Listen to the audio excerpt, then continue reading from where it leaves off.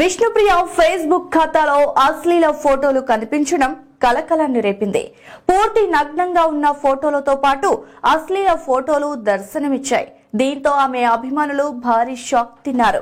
2 రోజులుగా విష్ణుప్రియ అధికారిక Facebook status లో నగ్నంగా అర్ధనగ్నంగా ఉన్న ఫోటోలు కనిపించాయి. అవి బ్యాక్ పోజ్ లో ఉన్నాయి. దీంతో విష్ణుప్రియ స్వయంగా తన బోల్డ్ ఫోటోలు షేర్ చేశారని కొందరు భావించారు. మరి ఇంత వల్గర్ ఫోటోలు షేర్ చేస్తుంది ఏంటని ఆరా తీయడం మొదలు పెట్టారు. ఇక వరుసగా ఆమె ఫేస్బుక్ స్టేటస్ లో అశ్లీల ఫోటోలు పోస్ట్ అవుతున్నాయి.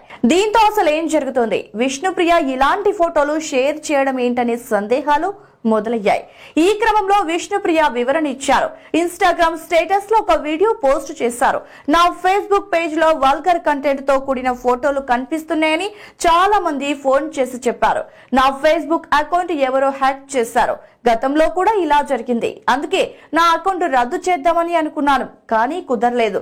కాబట్టి దయచేసి నా ఫేస్బుక్ అకౌంట్ ని అన్ఫాలో అవ్వండి, అలాగే రిపోర్ట్ చేయండి. నా ప్రమేయం లేకుండా జరిగిన అలాంటి ఫోటోలు అకౌంట్ లో కనిపించినందుకు నన్ను క్షమించండి అంటూ ఆమె సందేశాన్ని పోస్ట్ చేశారు.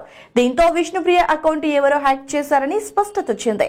ఇక విష్ణుప్రియ గతంలో విపరీతమైన ఎక్స్పోజ్ చేస్తూ ఫోటో షూట్స్ చేశారు.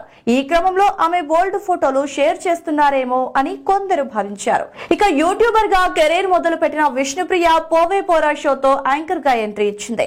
సుడిగాలి సుధీర్ తో కలిసి ఆమె ఆ షో యాంకర్ గా వ్యవహరించారు. పోవే పోరా ఓ మోస్తరు విజయం సాధించిన నేపథ్యంలో విష్ణుప్రియకి మంచి గుర్తింపు వచ్చింది. ఈ మధ్య ఆమెకు సినిమా ఆఫర్స్ కూడా వస్తున్నాయి.